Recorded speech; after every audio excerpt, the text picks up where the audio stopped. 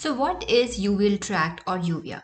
The uvea is the middle vascular coat of the eye. From anterior to the posterior direction, it can be divided into the iris, the ciliary body, and the choroid. First, let us start with the anatomy of the iris. The iris is the most anterior part of the uvea, and it is basically a thin circular disc-like structure that is actually analogous to a diaphragm of a camera. It has a central aperture that you can see over here, which is known as the pupil, and this pupil regulates the amount of light which is entering the eye. The pupil is not exactly present in the center, it is situated slightly nasal in the iris. As I told you, the iris resembles a thin circular disc and it is quite analogous, has similar function to that of a diaphragm of a camera. Now, let us discuss about the iris root. Now, basically this iris is attached at the middle of the anterior surface of the ciliary body. So, in a while, we'll discuss what is ciliary body and the anatomy of the ciliary body. But for now, remember that the iris is not just hanging in the middle of the eye, it is actually attached at the ciliary body, and basically the surface at which it is attached is called the face of the ciliary body or the anterior surface of the ciliary body. The attachment of the iris to the face of the ciliary body is known as the root of the iris, and this root of the iris is the thinnest point of the iris, as you can also see in the diagram. So at this part, that is the iris root, the iris is thinnest. Now let's talk about a clinical nugget. Sometimes because of blunt trauma, the iris root or the iris can actually get detached from its attachment from the ciliary body, and that is known as the iridodialysis. Now, in a case of iridodialysis, the shape of the central pupil will actually change. Normally, the pupil is circular. However, in iridodialysis, because of the detachment of the iris from the ciliary body, the part of the pupil which is close to the dialysis will take a more straighter configuration, and because of which the shape of the iris will change from the spherical to a D shape, right? So here the clinical point is that detachment of the iris root from the ciliary body is known as the iridodialysis, and the shape of pupil that you see in iridodialysis is basically a D-shaped pupil. Coming to some important measurements of the iris diameter is about 12 millimeters. The thickness of the iris is about 0.5 millimeter. However, it varies at different locations in the iris, and the iris is thinnest at the root of the iris. Coming to the pupillary diameter, the pupil diameter is about 3 to 4 millimeters. Now, let us discuss an important clinical nugget regarding the iridodonesis. So, what is iridodonesis? Basically, the lens acts as a support for the iris. As we know that the lens is basically situated behind the iris. So, if this is the iris and this is the lens, you can see that the lens is nicely sitting behind the iris, and it also kind of gives a support to the iris. Now, in some conditions, if the lens is moved from its position, like in case of subluxation of the lens or dislocation of the lens, or in cataract surgeries or some traumatic cases when the lens actually is removed, that is called aphakia, that is absence of the lens. In such cases, the posterior support of the iris is lost because we have removed the lens, or the lens has either got displaced or have been removed. This will lead to a vibrating or trembling movement of the iris, and this trembling movement of the iris is known as the iridodonesis. Now let us discuss about the anterior chamber and the posterior chamber. So what is the difference between anterior chamber and the posterior chamber? Now the iris basically divides the space between the lens and the cornea into two chambers. The space between the cornea and the anterior surface of the iris is referred to as the anterior chamber, whereas the space which is present behind the iris and the lens, that is referred to as the posterior chamber. Very similar terms are the anterior segment and the posterior segment. So what is the difference between anterior segment and posterior segment? Now, we discussed just now what is an anterior chamber and what is a posterior chamber. The anterior chamber and the posterior chamber together will form what is known as the anterior segment, and the anterior segment basically consists of the aqueous humor.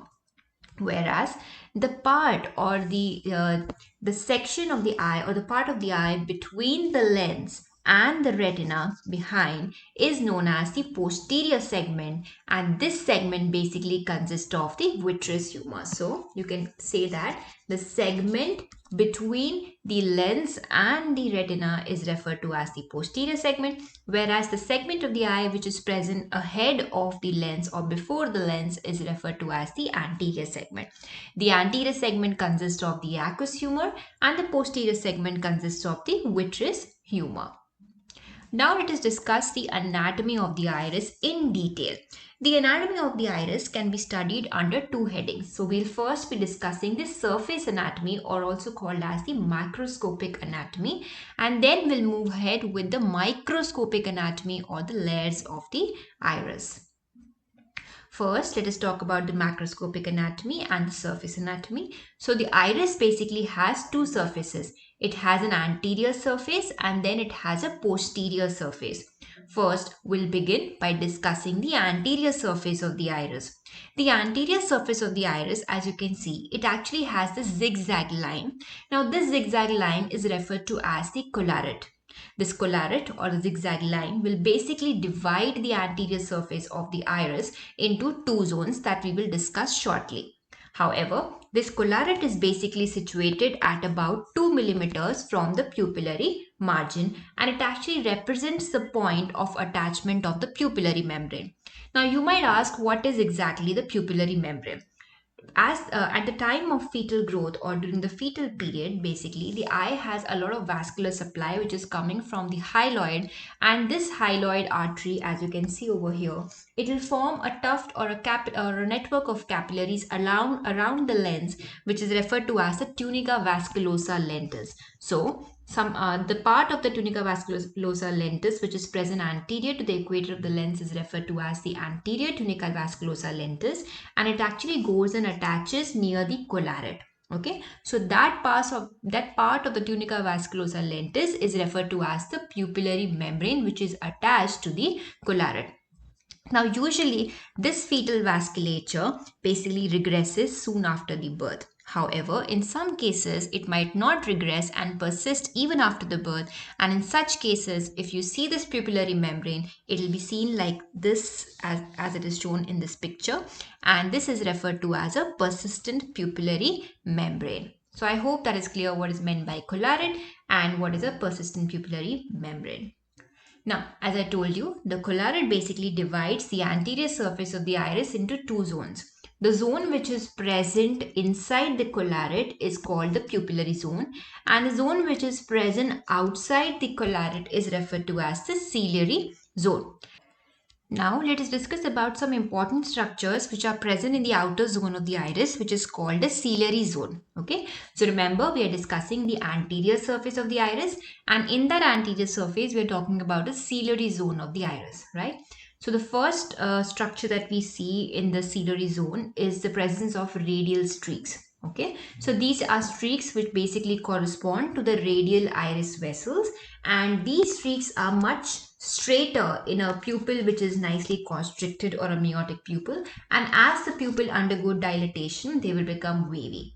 Okay, now another structure that you see in the ciliary zone is the presence of contraction furrows. Now, in contrast to the radial streaks which are radial in orientation, the contraction furrows are basically concentric faint lines parallel to the collaret, and they are also more pronounced when the pupil is dilated, and they are more clearly seen near the outer part of the ciliary zone.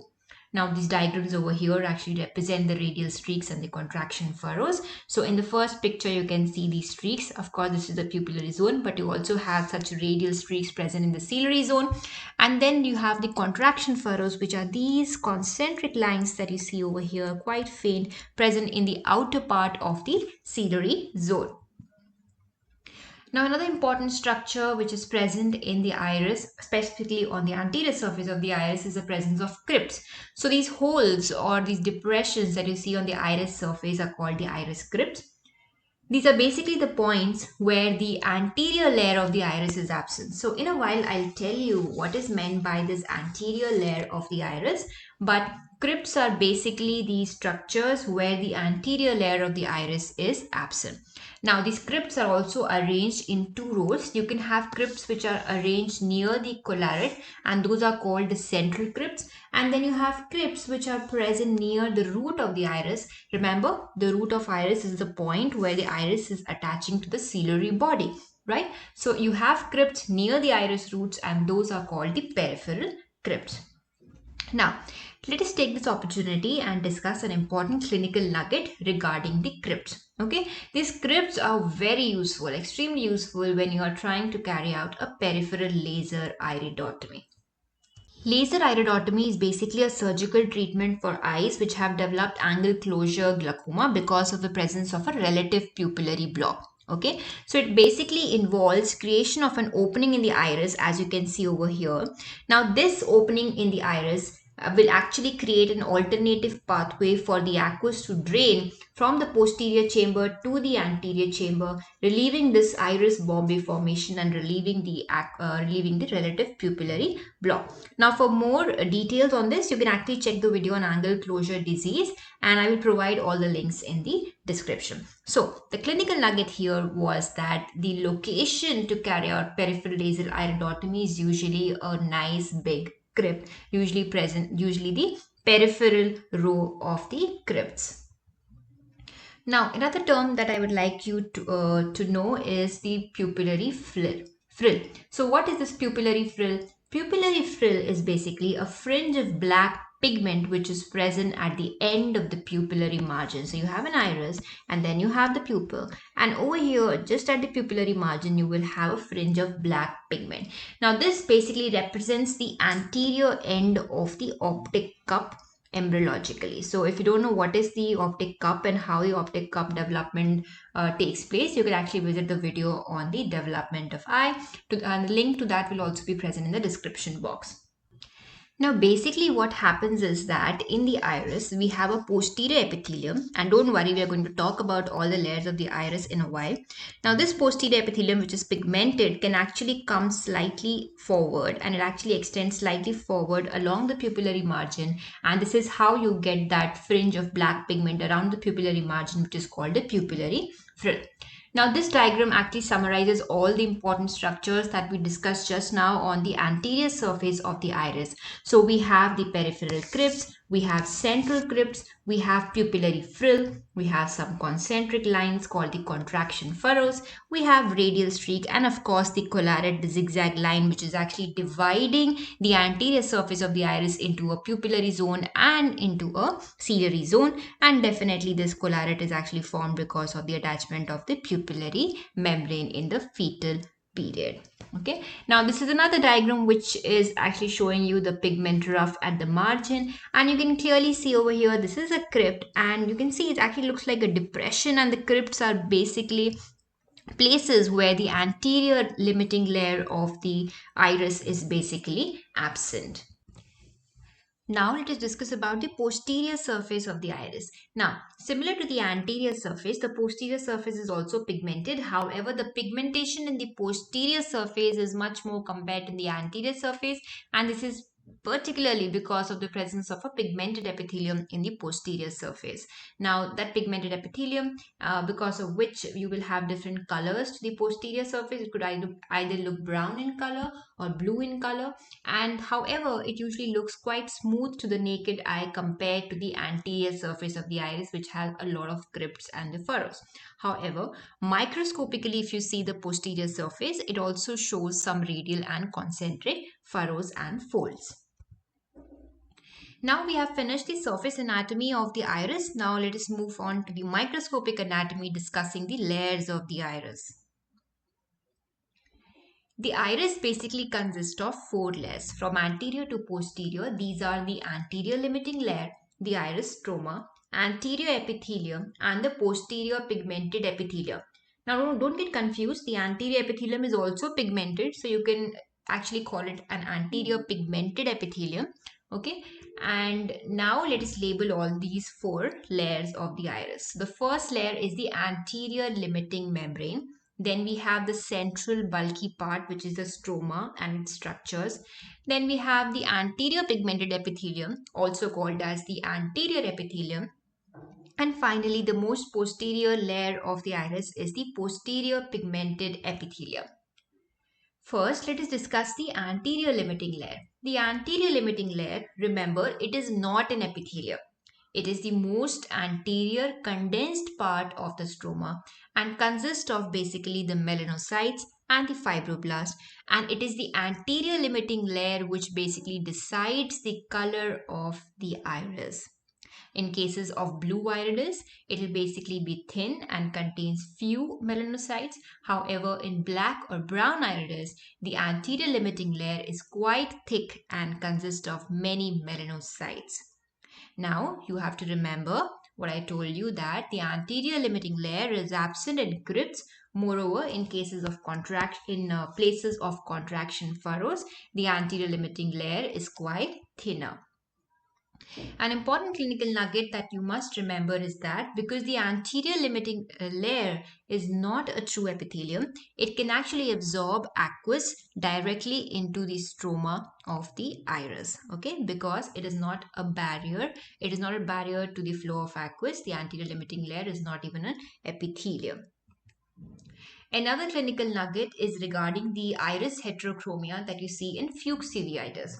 In Fuchs uveitis or Fuchs heterochromic iridocyclitis, there is a progressive atrophy of the anterior layer and also of the stroma of the iris. Now, because of that progressive atrophy, the iris color would be lost. Okay, and as I told you that it is the anterior limiting layer which basically consists of melanocytes and is actually responsible for the color of the anterior surface of the iris. Now, if there is progressive atrophy of the anterior limiting layer of the iris or the anterior layer of the iris, there will be loss of iris color. And because of this loss of iris color, as you can see in the second picture, the patient will develop heterochromia in Fuchs uveitis or Fuchs heterochromic iridocyclitis. However, sometimes the atrophy can progress so much that there can be so much severe atrophy that the most posterior layer, that is a posterior pigment epithelium of the iris, will actually be revealed because of the severe atrophy extending right up to the posterior most layer. And in those cases, however, the iris would appear much more darker than the normal iris. Now, that sort of heterochromia is referred to as the inverted heterochromia. So I hope that is clear what is meant by normal heterochromia and what is inverted heterochromia. Now, apart from that, you will also observe certain trans-illumination defects because of the atrophy. Sometimes what happens is that the atrophy might extend and involve even the posterior pigment epithelium, and then you will have almost the entire defect in the iris, and that will cause trans-illumination defects, and this is seen in advanced diseases or in the advanced cases of Fuchs uveitis. So I explained to you what is trans-illumination defect in my video on slit lamp microscopy.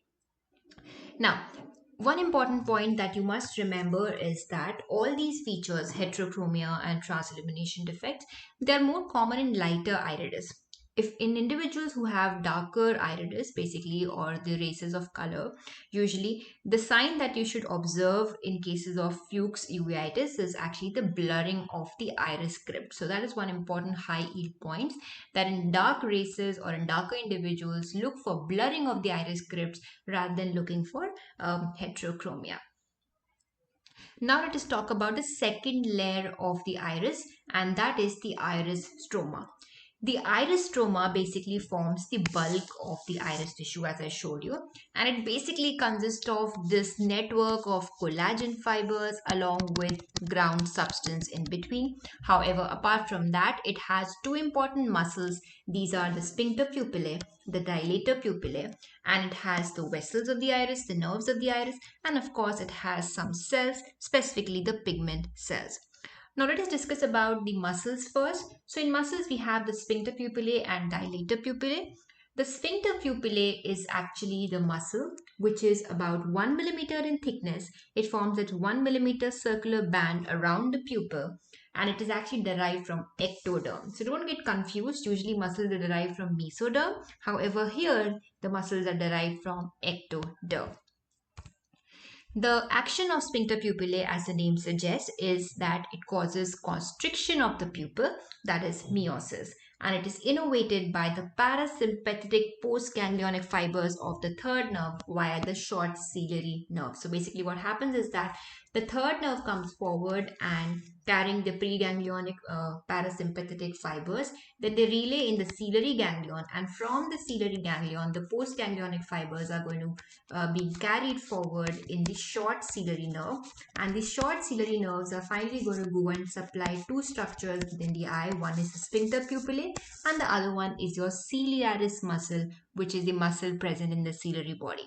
More about ciliaris muscle just in a while, so just hold on. Then we have the dilator pupillae. The dilator pupillae is actually situated in the stroma of the ciliary zone. Okay, so sphincter pupillae is in the pupillary zone and dilator pupillae is basically in the ciliary zone. Now the dilator pupillae basically arises from the anterior epithelium of the iris, and therefore we can say that it has a myoepithelial origin. Now the action of dilator pupillae is that it will cause mydriasis or dilatation of the pupil.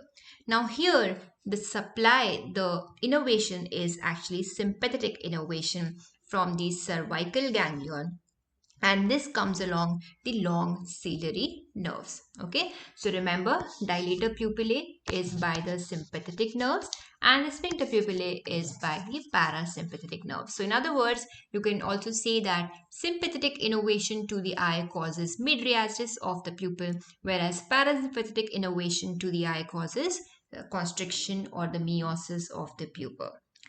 Now let us see a few important diagrams. So in this picture you can see the iris stroma actually consists of the dilator and sphincter pupillae. So as I told you, the sphincter pupillae is present in the pupillary zone. It forms this 1 millimeter circular band around the pupil and is responsible for the constriction of the pupil. Whereas the dilator pupillae, you can see it is present in the ciliary zone near the iris root, and basically arises from this epithelium that you see here that we'll discuss next, and that epithelium is the anterior epithelium of the iris. Okay, so from the anterior epithelium of the iris, the dilator pupillae will take its origin. Next, in the stroma, we have the vessels of the iris, right? So the vessels of the iris are basically radial iris vessels, and they're basically arising from the major arterial circle. This major arterial circle is actually present in the ciliary body. Okay, and this major arterial circle will then give off these radial branches which will travel in the iris stroma, and these radial branches are actually responsible for the formation of those radial furrows or radial streak that you saw on the anterior surface of the iris. Now there are some important peculiarities of the iris vessels that you must remember. And what are these? These are that the iris vessels basically, number one, lack the internal elastic lamina.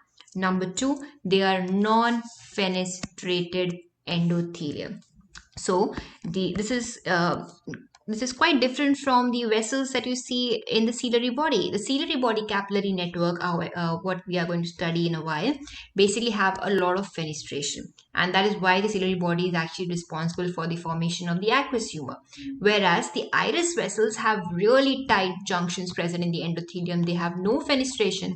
Therefore, none of the protein which is flowing through this blood vessels of the iris can actually leak into the iris stroma. Okay, so that is why some people also consider iris vessels also as a part of the blood aqueous barrier.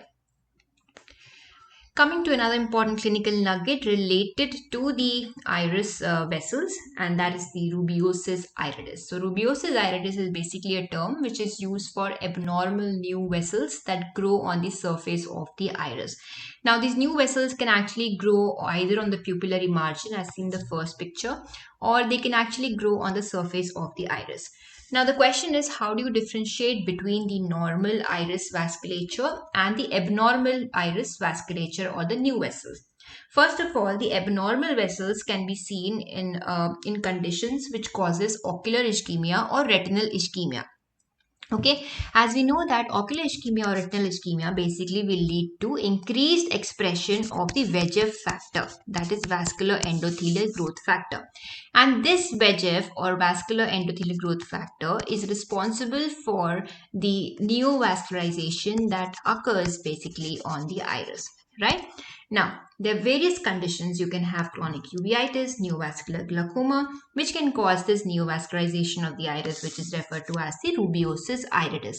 How to differentiate them from normal vessels? The normal vessels of the iris, as I told you, they are basically radial in appearance, whereas the abnormal vessels are not radial. They will have different shapes and patterns. They have abnormal irregular shapes and they have an arborizing pattern. That means they have this branching network appearance that you can see.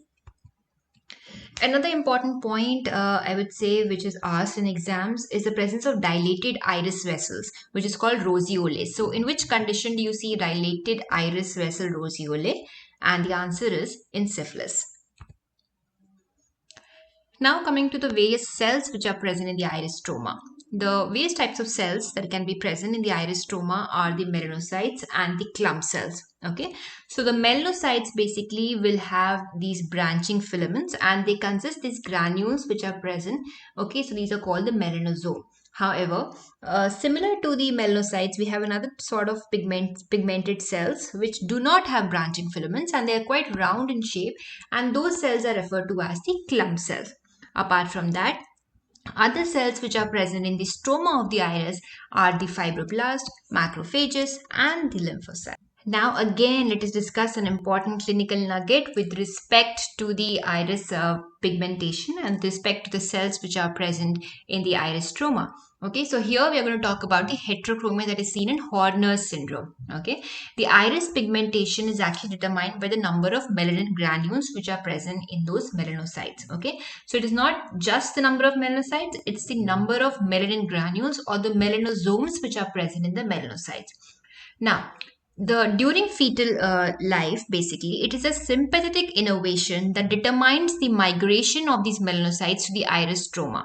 Now, in patients with Horner syndrome who have defective sympathetic innervation to the eye, therefore, these melanocytes will not migrate to the iris stroma and therefore they will have much more, they will have lighter iridis, right? And this is the reason why you see heterochromia in Horner's syndrome. Now, here at this point, I would like to ask you one question, and if you know the answer, you can give the answer in the comment section. And the question is, which anti-glaucoma medication can actually cause darkening of the iris along with hypertrichosis? Now, having discussed the two layers, that is the anterior limiting layer and the stroma of the iris, we shall move forward with the third layer of the iris, that is the anterior epithelium. Now, this anterior epithelium of the iris is also pigmented. Don't get confused, okay? So, it is also a pigmented layer, although it might not be as pigmented as a layer which is situated posterior to it, that is the posterior pigmented epithelium. Okay, now this anterior epithelium is considered to be an anterior continuation of the pigmented layer of the ciliary body and the choroid. Now, at this point, don't fret too much, don't think too much about these continuation points. Okay, so I will tell you about these in detail when I talk about the ciliary body anatomy and the choroidal anatomy. Okay, so now remember that it is also a pigmented layer. It is not as heavily pigmented as the posterior epithelium. An important point regarding the anterior epithelium is that it gives origin to the dilator pupillae muscle. Coming to the posterior pigmented epithelium, now this is heavily pigmented. It is derived from the inner layer of the optic cup, and it is also again an anterior continuation of the non-pigmented layer of the ciliary body, which is again a continuation of the neurosensory retina and consists of many melanocytes, because of which it is heavily pigmented. Now, at the pupillary margin, what happens is that this posterior pigmented epithelium will slightly advance forwards near the pupillary margin, meeting the anterior epithelium and forming the pupillary frill. Now, another important clinical nugget with regards to the presence of this posterior pigmented epithelium is the ectropion uvea. Now, basically, normally what happens is that you don't see your posterior pigmented epithelium coming onto the anterior surface of the iris. It is just limited to the area of the pupillary frill. However, in some conditions, what happens is that the posterior pigmented epithelium will actually be seen to be everting on the anterior surface of the iris, and this is known as ectropion uvea. Now, they can be seen in a variety of conditions based on which we have congenital ectropion uvea, and we also have the acquired causes of ectropion uvea. Now, do you remember I mentioned that the iris actually resembles a thin circular disc and is quite analogous to the diaphragm of the camera. So, just like the diaphragm of a camera basically regulates the aperture size of the camera and actually decides the amount of light that will enter the camera for image formation, similarly, the iris also regulates the size of the aperture of the eye, that is the pupil. However, in inflammation or in uveitis, what happens is that there will be a lot of exudation, and because of that exudation, the iris will become swollen. It will look muddy in appearance. At the same time, the iris will not have its normal movement that it usually have on the lens, and therefore it will become sluggish. Therefore, the pupillary reactions also will become sluggish. Now, sometimes in chronic inflammation, what happens is that the iris may also stick on the lens, leading to a formation of an adhesion between the lens and between the iris. And whenever there's this abnormal adhesion between the lens and the iris, these points are called the synechiae. Okay. Now, in some cases, what happens is that you will see a 360-degree synechiae present, or 360 degrees adhesion of the iris on the lens, and such a condition is referred to as a seclusion pupillae. So in seclusion pupillae, you have a 360-degree synechiae formation, but you will still be able to see your lens through the synechial aperture. Whereas in occlusio pupillae, what happens is that there will be a 360-degree synechiae, and apart from that, you will also see a fibrin membrane which is totally covering the lens surface, and therefore occlusio pupillae is nothing but it is 360-degree synechiae, and the lens surface is also not visible through it. Okay, so this is very important, that what is the difference between seclusio pupillae and occlusio pupillae.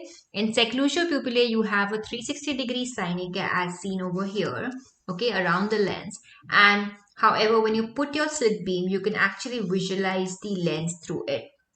Whereas in case of an occlusio pupillae, you have 360-degree synechiae, but the synechiae is so severe, you also might have a fibrin membrane present on the pupil, covering the pupil, and will obscure the lens which is present behind the pupil. So that is called an occlusio pupillae.